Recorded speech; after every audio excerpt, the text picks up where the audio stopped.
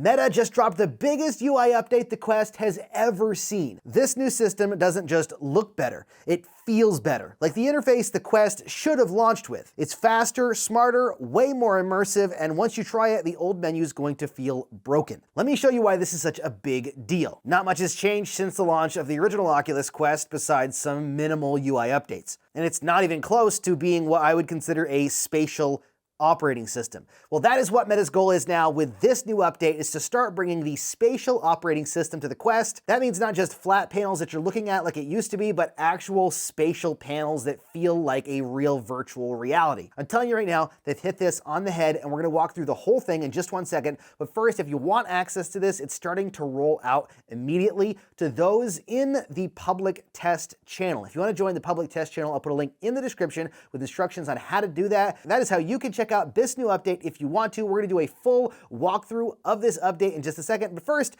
let's hear from today's sponsor, Alex and the Jets. If you know anything about me, you know how much I love mixed reality games. Well, there's a new mixed reality game a ton of people have been talking about, and I've been playing it recently, and it's kind of awesome. It's called Alex and the Jets, and it turns your room into a squirrel-led dogfight. Yes, I know how that sounds. You're flying around your room, flying through donuts to collect power-ups like missiles and poison, dodging enemy fire, and doing barrel rolls like actual air combat, but it's happening around your space. I've tested a lot of mixed reality games, and this one is just fun, chill, fast-paced, and it actually makes use of your space in a smart way. You even earn coins as you play through the game, so you can unlock new hats and skins. If you want to check it out, I'll drop a link down below, plus a 25% off code you can grab for 25% off the game as well. It's definitely worth checking out if you're into quick arcade-style games, or if you've ever wondered what it would be like to have a dogfight in your living room.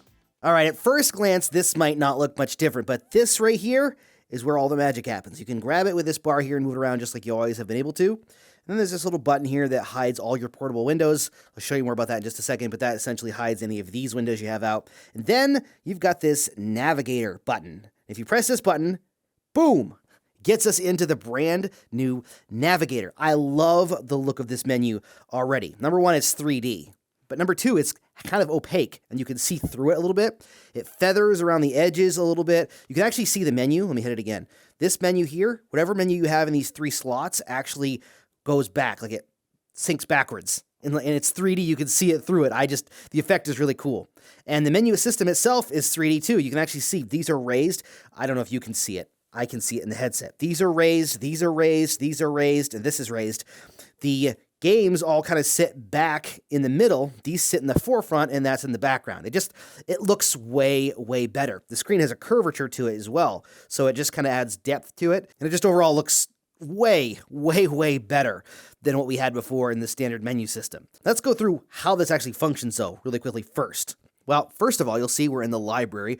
This is the primary function of the new navigator, is the library system. Hopefully, eventually, we'll get all updates to all these windows like the Horizon feed and the store and stuff. But for now, we've got the navigator that helps us to get around the Quest OS. And this actually feels like a brand new OS to me. Like, it feels much more modern, way more sleek, and in my opinion, it is the best looking and best functioning version of the Quest menu system that we've had so far. It's fantastic. So, you've got apps, worlds, Horizon Plus, unknown sources, and downloads on the left-hand side.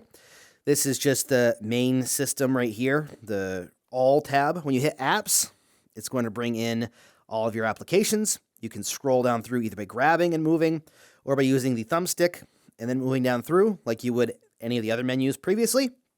You can also filter here by filtering to different filter settings. You can sort it by recency, A to Z and Z to A, and you can also search up here by clicking this button and then searching. Over here, you can actually switch it to worlds now, and if you play Horizon Worlds, this is where the worlds are going to show up. Speaking of which, if you can't see it, it's cool. It kind of lifts up when you hover over it, and it allows for like kind of more, it's like a 3D almost. It almost gives it a 3D feel. The buttons aren't really 3D, so if I go over here and look at them, they're flat, but it almost gives it a 3D feel. And then if you hit Horizon Plus, this is where your Horizon Plus games are going to show up. I don't have Horizon Plus, so I'm not going to have Horizon Plus games show up in here, but this is where that's going to happen here.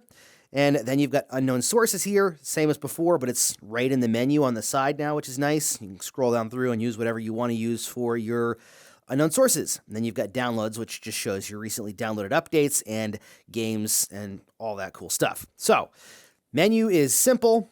It works really well. It's actually pretty snappy and quick as well. And I like that they put worlds in its own separate tab, not with the apps.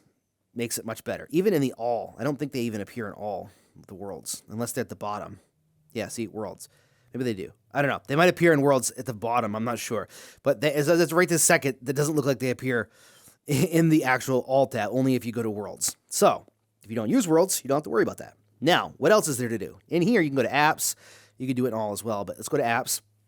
You can see that there's 3 pin things here. Unfortunately, you can unpin this one, but you can't unpin this one. And you can't unpin this one. So you can unpin people, but you can't unpin Horizon Feed and the Meta Horizon Store. Those two are just, they're there. So you can't get rid of those. But you can pin a lot of other things. Let's see how many we can pin really quickly. So you can actually hit the 3 dots here. You could then hit pin, and you can pin them to the top of the bar. They're no longer in this hot bar down here that used to be there as like the menu bar. They're in this bar now. So it's not quite as convenient, but it's still nice to have it at the top of your library without having to search for it. So there's 1. Let's see how many we can pin. Let's do 2, 3, 4, 5, 6. Can I pin another one? 7. Okay, I can pin 7 additional ones.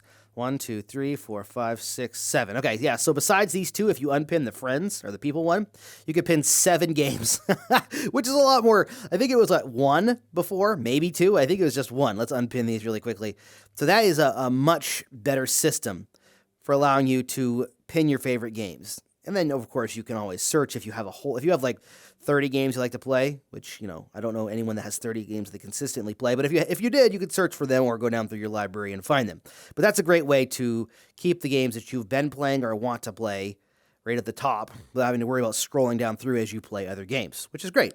There's a store button here. All that does is bring up the main store menu here, just like it always has done. Speaking of which, if I go in here really quickly, let me just go to unknown sources. I'm going to grab an unknown sources application.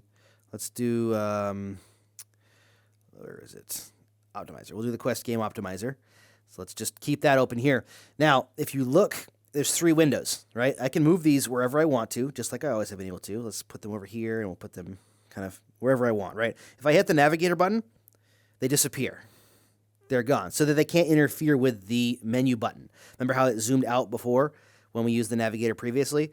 But if I have all 3 of them in the slots, if I can grab them, there we go. Now they're all in the slots. Now if I hit the button here, they all 3 zoom out, which is cool. It just adds that 3-dimensional depth to it.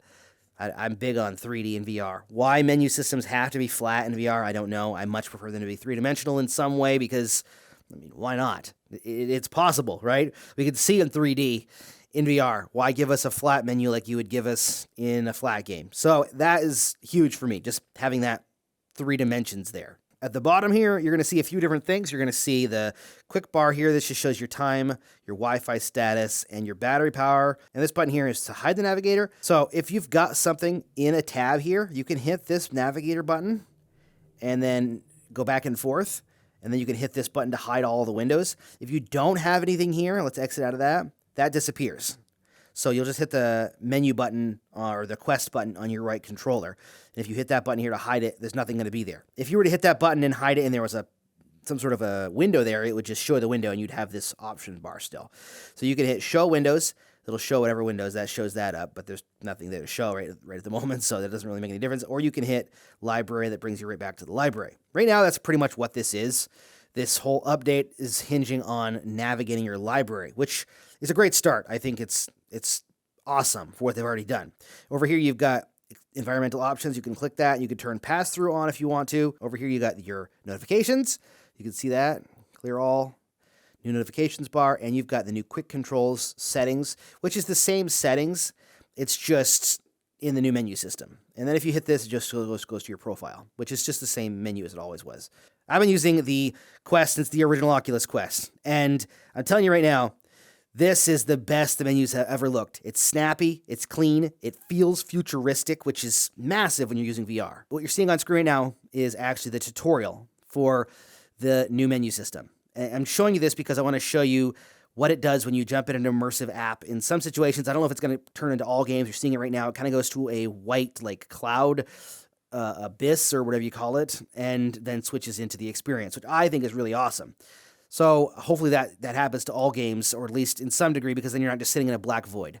So here we are in another game. This is Into the Radius 2, which I haven't really played yet. In order to get out of a game, you actually have to hit the Oculus button, and it brings up the navigator again. And there's now a button down here that says quit. You can click on this, and it'll resume it from that menu instead of hitting the Oculus button if you want to, or the MetaQuest button, whatever it is. You can also click this, and this is where you're going to invite and report people, or you can hit the quit button, and that's where the quit button is to get out of immersive games or experiences now. So there you have it. That is the menu system. That's the new navigator. It's a game changer. It looks fantastic, and I can't wait to see what else they do with this whole new setup. There you have it. That is the biggest UI update I've ever seen on Quest. It makes me excited for the future of the menu system for the Quest and a true spatial operating system, meaning a true spatial computer. I hope so. We'll see what happens and what kind of updates we get from here on out, but let me know what you think down in the comments. Is this a big upgrade? You think that it doesn't really matter? I personally really enjoy it and think it's a great step in the right direction. But let me know what you think down in the comments. Thank you so much for watching. Don't forget to give this video a thumbs up if you liked it so more people can see it,